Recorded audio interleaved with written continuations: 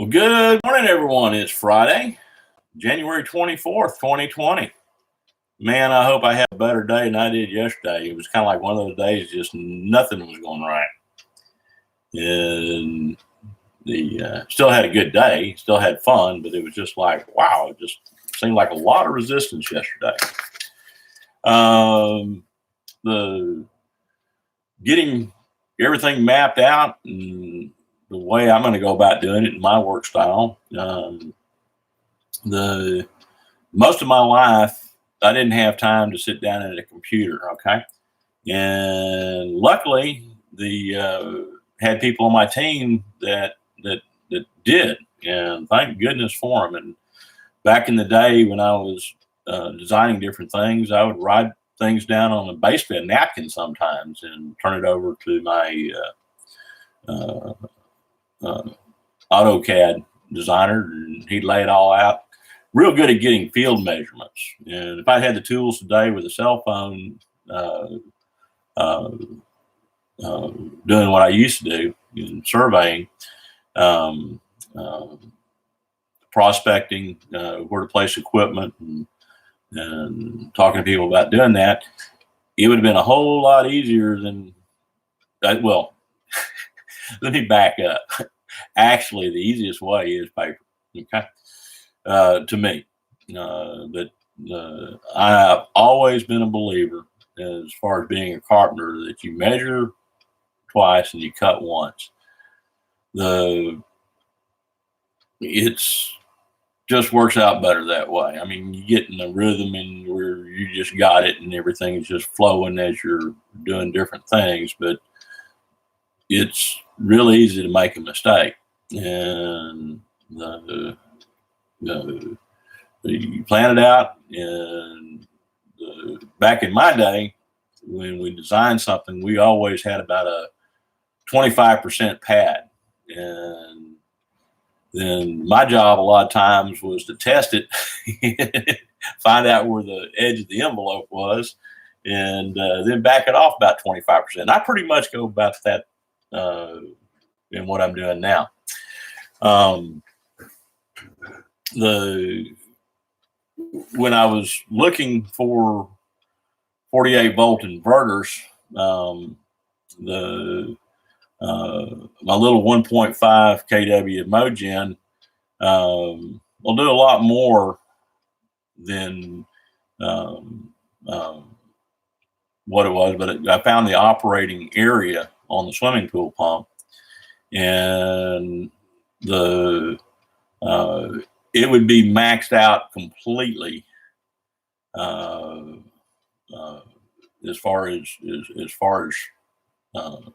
driving at about 4.5 kW.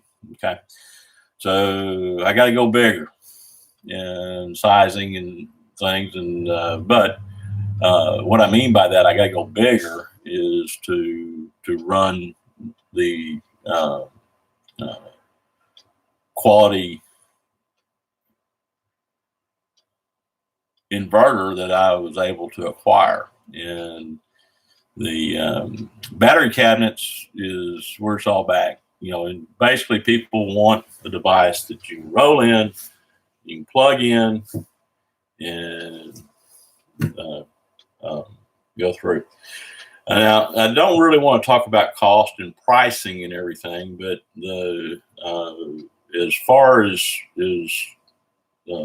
people out there that's marketing those things, and I'm not a marketer, okay? I'm not trying to sell anybody anything. If you wish to follow in my footsteps, you're more than welcome to.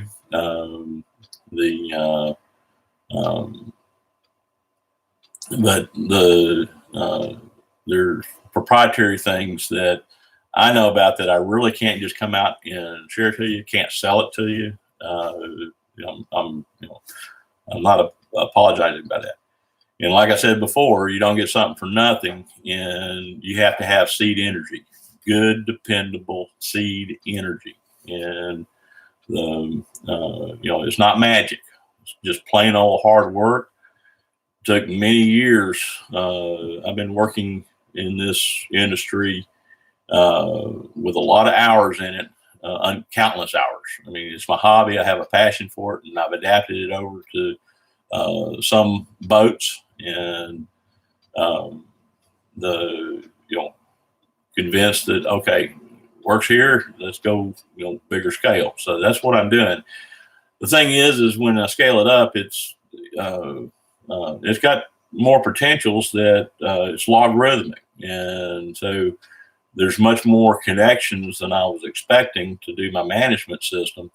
And so that's no problem really. It's just going to take more work than what I thought. Okay, so and I'm reached out, and the solutions that are out there in the mainstream are not working. And so for what I'm doing, I was convinced that lithium ion wouldn't work for what I'm doing, but lithium ion is fantastic, absolutely fantastic technology. And God bless people that work in that industry, because for certain things, it's going to prove out to be really good technology. Okay, it's just not compatible with the way that I do things. A lot of my study, as you know, has been worked off with the something as simple as the Bedini system. And when you really understand the Bedini and the nuances that are available just off of that schoolgirl motor really taught me a lot. And so, I've always felt I've always done serious projects, but as far as that hobby, that's been a lot of fun, and it is a lot of fun. And then able to adapt the other things going into controllers.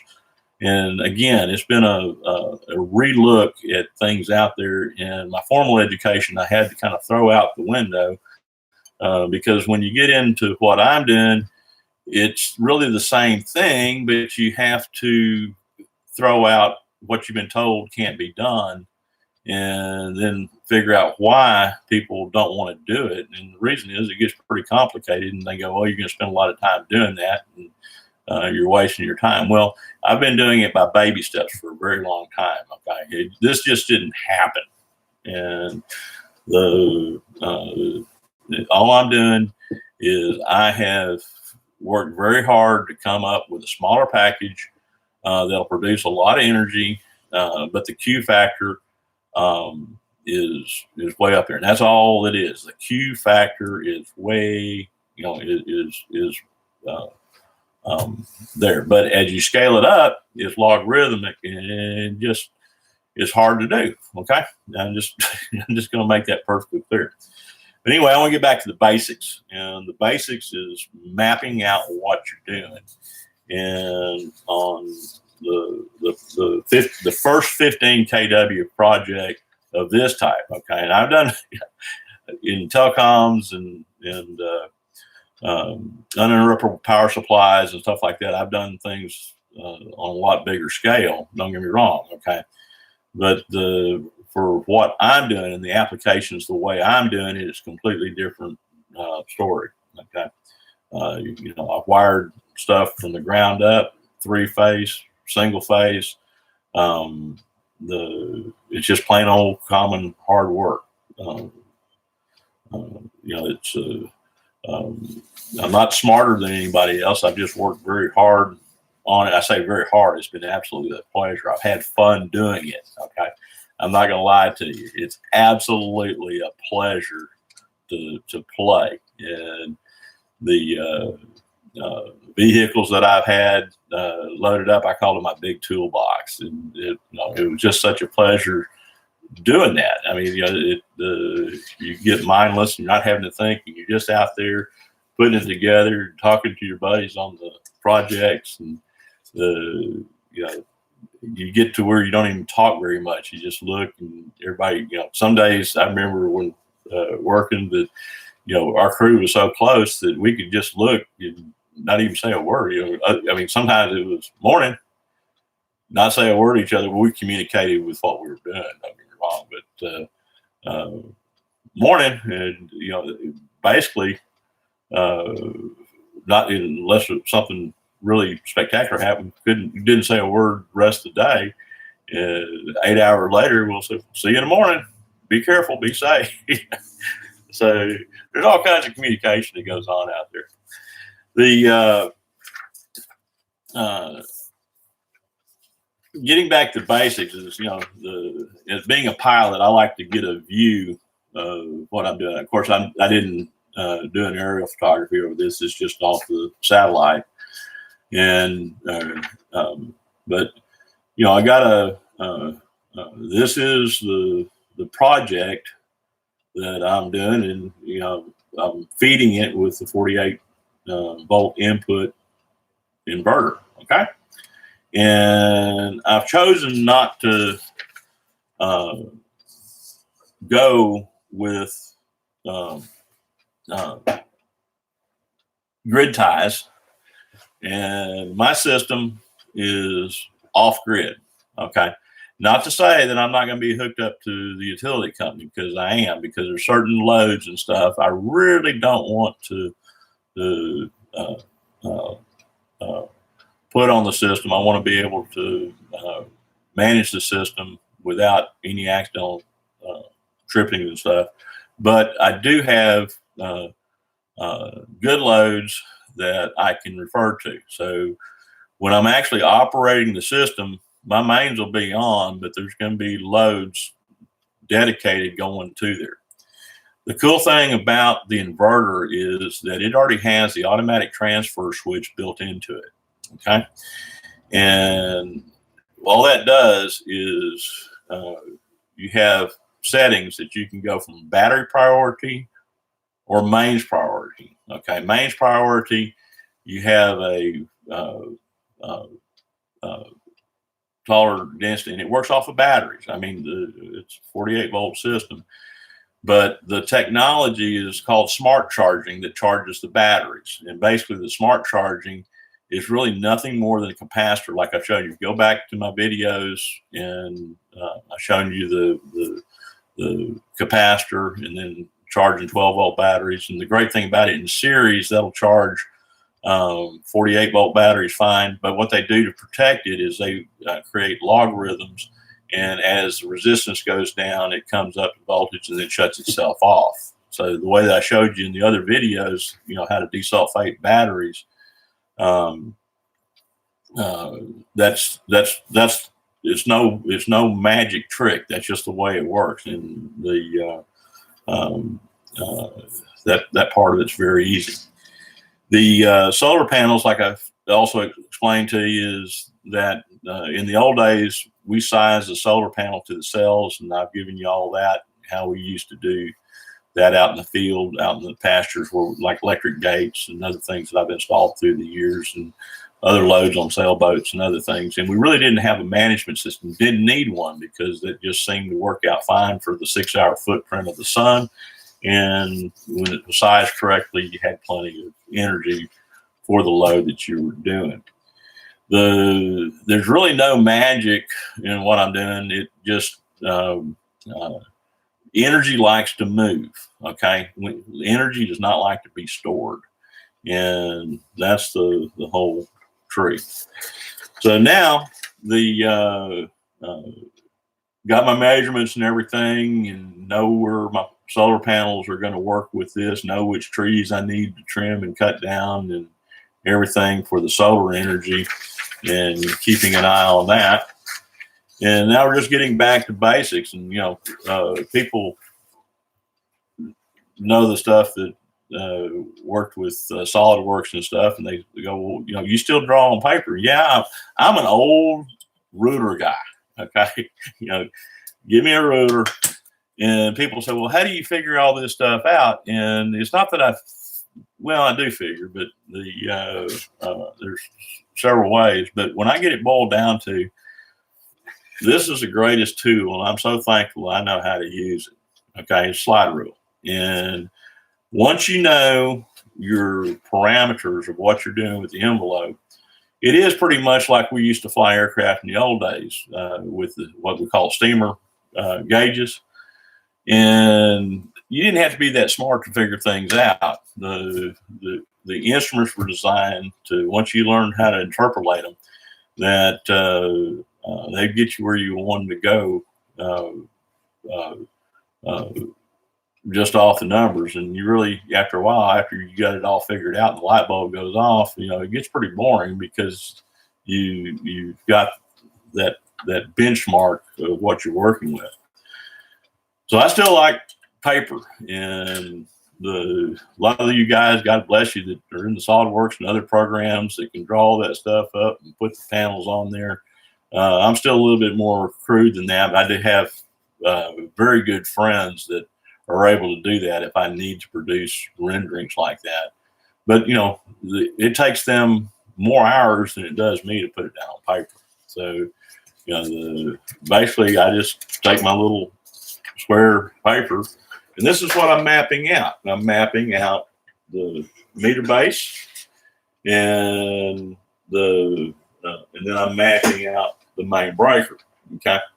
Now, on this particular project, I've pre-wired the whole thing, and I planned to make my panels the loads. Okay, so the one breaker that comes in from the main service, comes in basically from the meter box,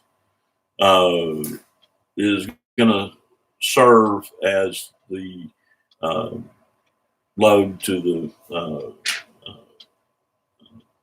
the cabinet that I'm building. Okay, and then after that, I am going to have a load center to the side over here. I have 2 ovens in this house that are electric ovens, okay? And the stovetop's gas, but the electric ovens, I really want to make sure that those are on the regular mains panel. So that's going to be the load that will be pass-through voltage. Yes, I can get to it by simply shutting off the outside mains and not protect the grid. But I can run most of what I'm doing off the mains, and then if I need to transfer other loads to that, I can. So not saving any money by any imagination. You almost have to be crazy in a fashion to do this. If you think you're going to save money off the electricity, you're really not. The only thing is it's just it's not even security. Okay, your best security is knowing how to go camping and how to make the best without having the conveniences. That's the real deal. How to be at sea and have dead batteries, no engine, and nobody around to get you, and you're just out in the middle of the ocean, and how to get that sucker back in the dock. Okay. Those are the things. Get out there, no wind. The sailboat, and you're out in the middle of nowhere, and you're just drifting and nothing to hit. You get plenty of sleep and stuff. It's not like being in a storm, but I've been there too. Okay. There's an old saying, there's old sailors and there's bold sailors, but there's no old bold sailors. The Mother Nature surprised me many times, and by the miracle and a lot of praying, got through it. But I didn't intentionally go out to be bold. I'm not going to sit there and head my ass into a storm in a boat and do it. Now, I will tell you, I've had experience because of being caught out and stuff like that, to where I'm more comfortable than a lot of people that haven't experienced that. So I found the edge and have been able to make it in. So that's exactly what I'm doing here. I'm going to max out units and get that done. That's my target for actual testing is towards the end of February, and then going into March. Okay, so for what I'm doing, but I'm just going to tell you up front, there's no real magic to what I'm doing.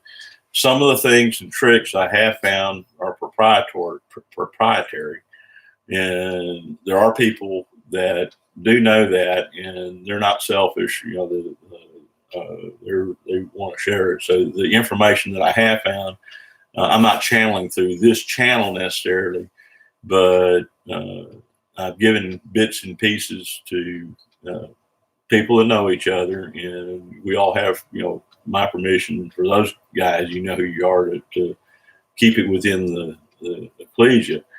But there's no secret. There's no pie in the sky. Not going to get rich. Matter of fact, I say that in a dollar gets you a cup of coffee. Okay, that's that's the reason I say I don't want any money. Don't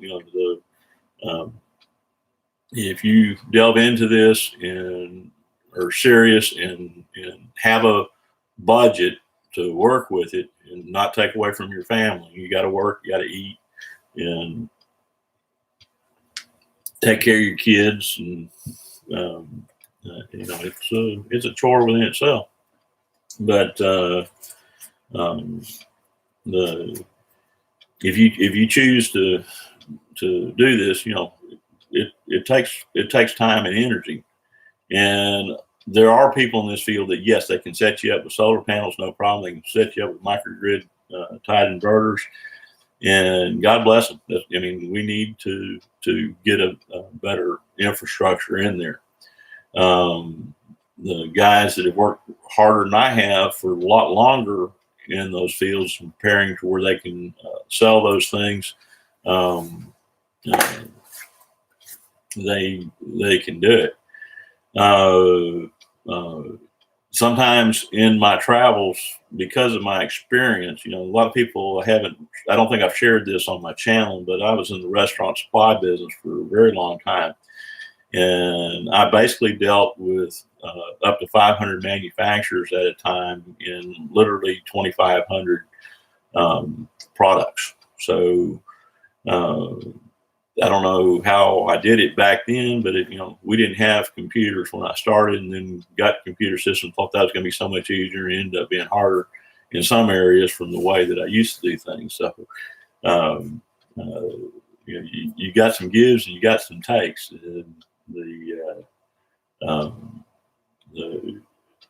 I dreamed about days like the day where we had a little device and had the computers on our hand, and we draw stuff up, send pictures to each other, and get it done. But it's so funny on boats. The hands will come up to me and say, "Hey, old guy, what in the heck is this?" And I go, "What, points? Yeah. Why are there two in them? I understand one set of points. Why are there two sets of points? How do I set this up?" And I know how to do that. Okay. So I can take the old technology and I can take the new technology, because I can use computers and I can program things. And I got started doing that with the Fitz engines on the Johnsons that end up going broke. But I'm about the only one living. Mr. Evinrude's son, the descendant of him, I was inquiring on a part, and the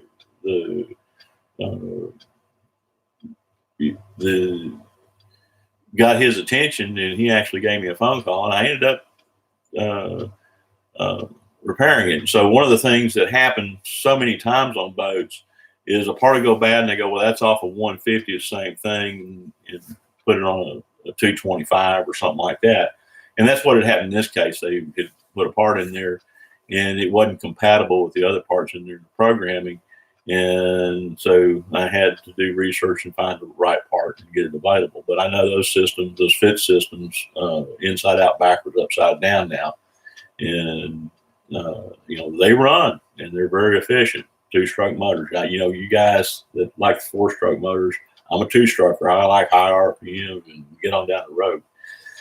So anyway, I hope you enjoyed the video. Hope I helped you. But all I'm doing is the mains breaker in here is going to be replaced to where I can go right here to the main switch. And this is going to be automated, by the way, where the main switch is locked out from the rest of it. But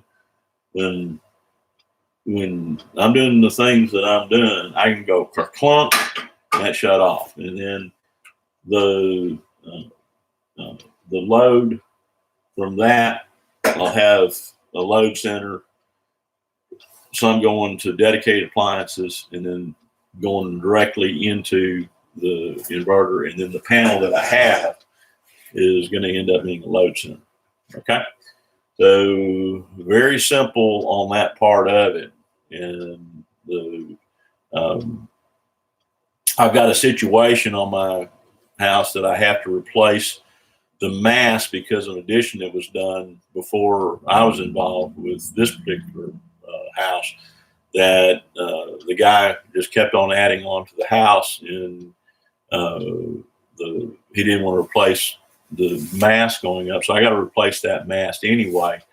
And because I don't want my dogs and stuff getting because my dogs can get on the roof. Okay. Now, this is kind of funny. We do dog rescue, and anyway, one of the dogs found his way up to the roof, and he'd get on the roof and like to be up there about 7:30 in the morning, and the doorbell would start ringing. People say, "Do you know you got a dog on your roof?" I can work my ass off up there all day long. Nobody ever come up there and say, "Hey, you got a human on your roof, but you got a dog on your well, how do you get up there?" Well, there's a stairway up the back to where we can get up, watch the stars and everything. We have a special couch up there. It's kind of nice to go up there, especially when events are going on and meteors and stuff, and you just get out there and relax. But I can be up on my roof all day long. Nobody ever come ring the doorbell. "Hey, do you know you got a man on your roof?" No, but let a dog get up there. And anyway, the SPCA did get called. Somebody had told the SPCA that we were starving a dog on the roof. And we showed them the situation. They go, "Oh, okay." But the thing is, when you're doing all these things, and I'm an old farmer, I had to protect my cows, had to protect my chickens, and the other wildlife in the area. So you protect your animals, don't let them get into stuff. And same way with kids and everything. You just got to keep all that stuff up in the custom stuff. So again, I hope you enjoyed this video. If you do it, just do it like cutting a log, and just do it one piece at a time, and you'll get there, be successful. For normal technology, I'm finding that for about 100 kilowatt hours, which with what I'm doing is about a day's operation, maybe. Okay. And that's if you turn everything off, but it can do it for a very short time, but it's like I showed you yesterday, when you're really cranking things up, what it's like generating power. And just want to assure everybody that I have found a pretty cool way to manage batteries, but I was very surprised that it's going to take more batteries and battery cells than in the management system to get the job done. And that's the only trick is that it may look like it's the same size, but there's a lot going on, and it's complicated. So I can figure that shit out, one piece at a time. Other people have figured it out. But as far as the lithium ion for what I'm doing it and the way I'm doing it, it just won't work for me. It's like I told you on my battery side of it. I keep coming back to carbon, keep coming back to carbon, keep coming back to carbon. And there's a reason for that.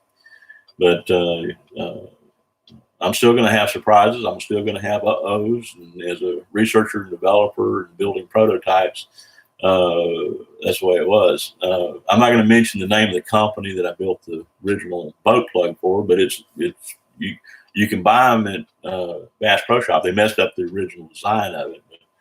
But I had the privilege of working with that project, and I learned to power what was then off the shelf 17.9 boat with about 350 horsepower. Okay. So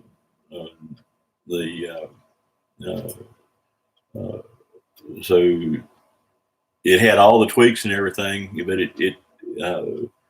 I found out then that 1 mile an hour was fast, and when you're made an improvement, just 1 mile an hour. Okay. And that was the high performance pad hulls. So getting all the ranges figured out to where you've got low end, mid range, and top end, and getting all the bad habits out of it and everything. I've had a lot of experience working with design and doing that. And then, of course, a lot of you know that I built houseboats from the ground up, sailboats from the ground up. I've been privileged to do a lot of things, airplanes from the ground up. One of the aircraft, I didn't do the whole project, but I was involved with it. But it's actually in a museum. So little Christian Eagle. So I worked hard and played hard and put my hands on it and done it. And I'm not going to tell anybody for a second that I'm smart. I'm a blue baby. I think when you get stuff in this dense noggin,